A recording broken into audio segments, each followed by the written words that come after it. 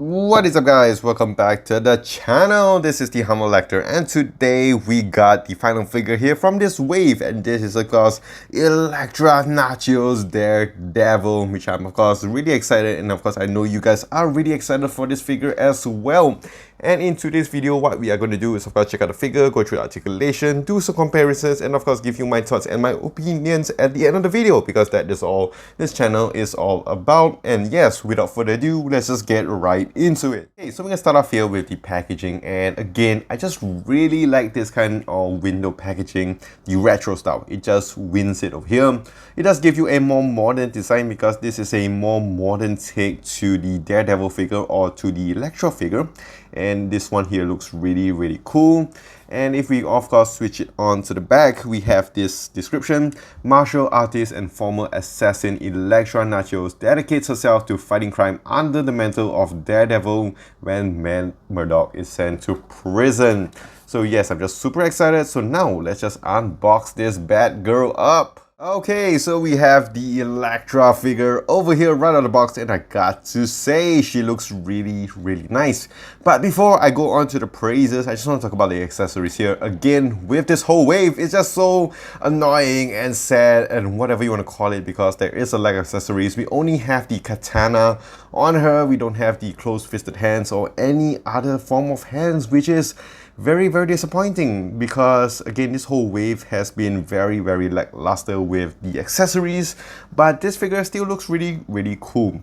And right now, as you can admire this whole figure, it just looks really awesome. I think this is definitely the figure you want to get here in Malaysia, where I get my toys from One Toy or My Toy Malaysia. We normally have to buy the whole set, and I think this is the whole reason why people would get the set. But of course, if you can buy this figure individually, I think that is an absolute good deal. So I'm going to put this onto the sides. I'm going to have a closer look at this figure. Okay, and what I gotta say is that this figure looks really nice with the head sculpt on her, and of course the whole body is just really amazing in terms of the design. And with the katana, we have seen this before multiple times, not much of a surprise here. But we are going on to the face. Let me just try to take this off. So without the cape, this is how she would actually look like, which I am going to test out later if it's able to connect to other Elektra figures. And if you just attach it to the back here, she doesn't look that bad overall. The hair on her looks really weird because it looks like a dumbbell, but not too bad. Here she looks a little bit more bare. Her neck is looking pretty long, I would say, but still not a very bad figure overall. And of course, we have the double D's on her chest, and what I mean by that is of course the logo, nothing else. And you can see there is some paint discrepancy on her, so you can see on that one side, and that is the problem with the QC when it comes to Hasbro. And I'm not going to complain too much here because this is an absolute good looking figure. And nice head sculpt, some nice looking face as well, some nice lips as well. You had the horns on her, and going on to the arms, you get some nice sculpting with the kind of bandage on her biceps and also on her wrists as well. Forearms here, and goes on to her hands, looking really nice. And going on to the belt here, you can see that it is movable, and I really like this design, very similar to her normal Elektra kind of design. And I do like the pants here because not only it kind of flares up to her design and costume, but it does give you still the kind of scrunched up here, so it still is able to give you the pinless jointed knees over here. And on the legs as well, similar to the hands, you have some nice sculpting artwork over here with the wraparounds on her legs and on the feet as well. So yes, looking really nice. On the back, you can see that the design is pretty simple, but I do like that the skirt piece does flow very nicely. So in terms of the head articulation, of course with this it's going to be very limited, but without it, it does use a dumbbell joint movement, so it's able to tilt upwards here this much, downwards here much better. You have some nice rotation on her, some nice swivel here, quite a lot, I would say. And going on to the arms here, the shoulders can give you a very good T pose, and you can rotate it as much as you want. You get some nice bicep swivel, some pinless jointed elbows here, which goes back quite a fair bit, as we can see here. And also we do have the wrist, which of course rotate as much as you want, and of course it does hinge sideways here, which is pretty interesting. For this side it's upwards and downwards, which is again also pretty interesting on both arms. Going on the torso here, some nice torso swivel, some crunch backwards here, which we have seen before, some crunch forward, which is very limited. Going on to the legs, you can spread out here decently enough. You can kick forward less than 90 degrees due to her big suit. And going on to the upper thighs, you get some nice upper thigh swivel here, pretty tight on my figure. And going on to the pinless jointed knees, you can kick backwards this much, and you do have good calf rotation and also nice excellent ankle pivots as well. Of course, measuring this figure, she does stand in at about the 6.5-inch mark. Alright, so definitely first up here, we're going to put her to the most recent Elektra figures. This is the updated and newest Elektra figure, which does look really cool. And we have the Daredevil figure here, which does look really awesome as well. But I don't really like the height difference here because he is pretty short compared to the Elektra Daredevil figure. And of course, the main thing that you guys want to see, if there is any head sculpts that you can kind of do with her.